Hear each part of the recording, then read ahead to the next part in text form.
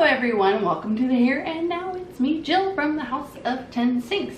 And I know I said I didn't want to make this a whole cancer channel, and I still have zero desire to do that, but something occurred to me this last week. I was actually watching another YouTuber. Do any of you guys watch ASMR? I love ASMR stuff. It's very relaxing for me. I don't get the tingles, but it's very relaxing. Anyway, I was watching another ASMR. I don't do it. I was watching an ASMR person, and they were saying how they were having some medical issues and they weren't going to be able to make videos for a while, and they didn't really elaborate onto what those were. And while I totally understand that it's none of the universe's business, it did get me kind of thinking about my situation. And I have had some of you ask me hey, is everything okay? You're not really making videos, what's going on with you? So I did want to come and just give you guys a straight wouldn't be a video if my dogs didn't bark.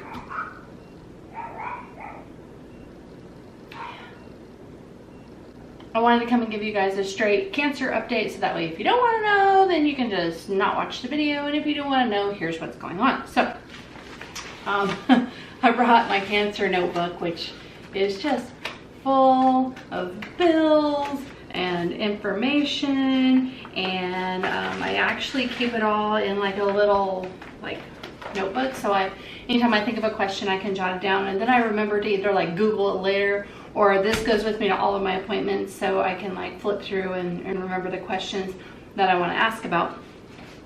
So I'm not sure where we last left off, but I remember telling you guys I had a lumpectomy. We were waiting to hear if we were going to have to do chemo or not. It was not found in my lymph nodes, which I was under the impression I was stage 1. So I went and I met with my breast surgeon, my follow-up post-op appointment.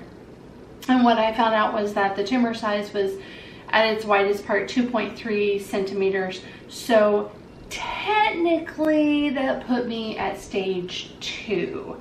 And at the time that I met with her, she still did not have what's called the Oncotype test back. She didn't have that back yet. So she's basically so your tumor is 2.3 centimeters, which puts you at stage 2. It didn't have any of the breast cancer genes, and we were still waiting for the Oncotype test to come back. So what the Oncotype test determines is if you're going to have chemo or not. They can actually take your tumor and they can run it through a whole series of tests, and what they're finding about is 50% of cancers don't actually respond to chemo, so there is no point in putting somebody through chemotherapy because it is a very traumatic thing for your body. So we were waiting for that to come back. I was a little kind of knocked off my throne. I've been operating under the assumption that I was stage 1 because it wasn't in my lymph nodes. So that was kind of a low blow. And she's like, oh, if you need chemo, then when we go in and we give you a port, we'll go back and we'll do a second surgery on that to take out that little DCIS, the carcinoma in situ.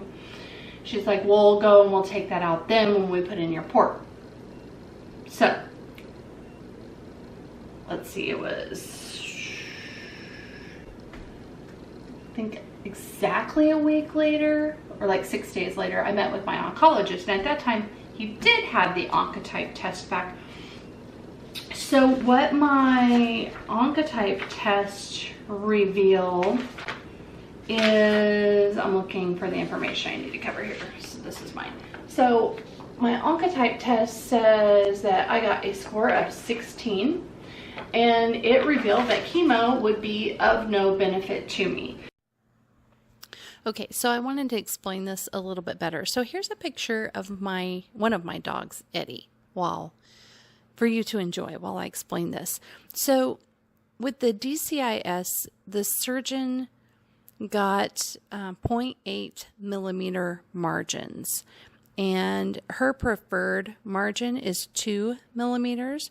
She didn't think it was necessary to go back in to get a wider margin on that particular area, but if I needed chemo, then she would go ahead and redo that area when she put in the chemo port.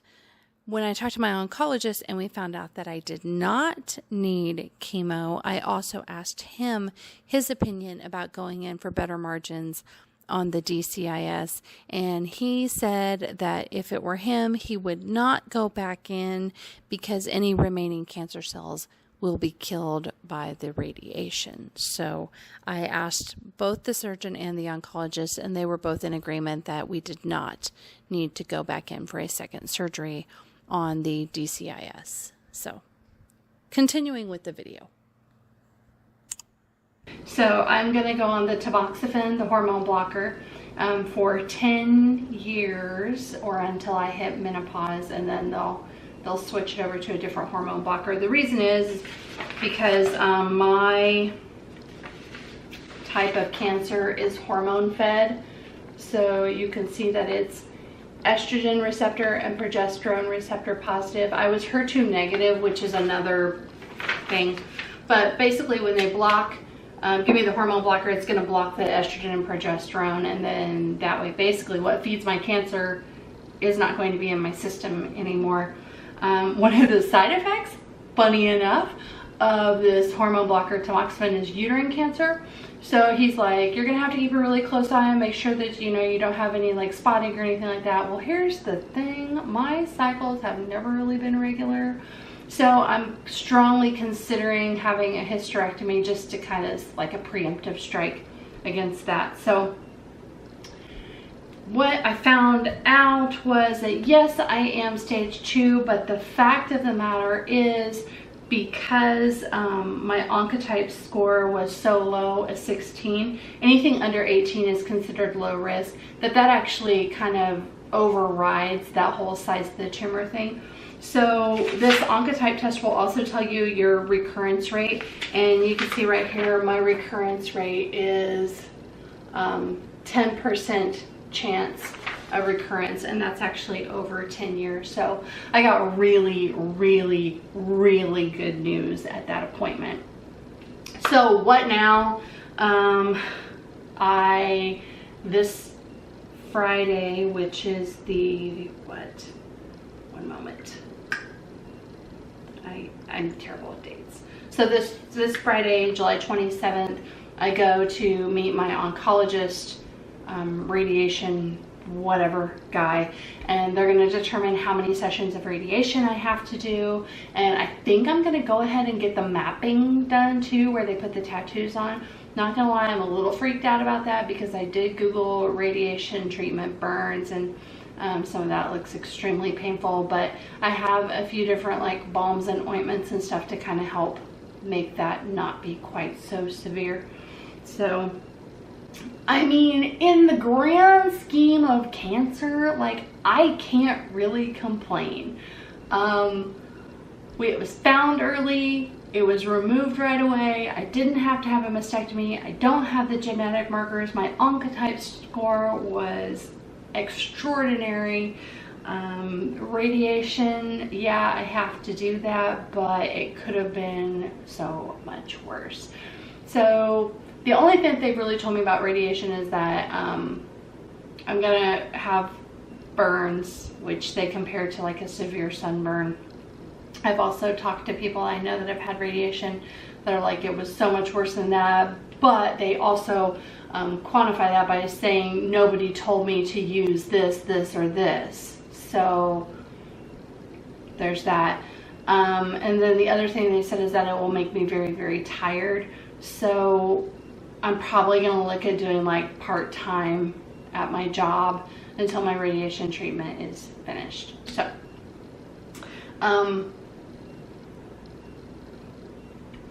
cancer is cancer and it sucks, but oh my gosh, I could have been in such a worse situation. So even though I'm stage 2, I'm not complaining. Like, I kind of feel like, here's what I told my boyfriend. I feel like I was shot at very close range, and it just kind of like nicked me, and I get to walk away. basically intact. I have a few new scars and a new prescription, and I'm gonna have a sunburn, and I get to just be me and not really be affected. So I'm pretty ecstatic about the whole thing. So that's your cancer update. Thanks for tuning in. Dogs are barking again. No idea why. What do I have in store for you? I have a Dia & Co box that I'm still waiting to edit. I have a Stitch Fix that I filmed earlier or late last week. And then I actually have a Torrid haul that's coming in because I remember to use my Hot Cash for once, if you can believe that. So that's what we got coming down the pipeline. So thanks so much for watching. I will see you guys next time, and I really gotta get on that editing thing because these videos don't edit themselves. So anyway, we'll see you guys later. Bye.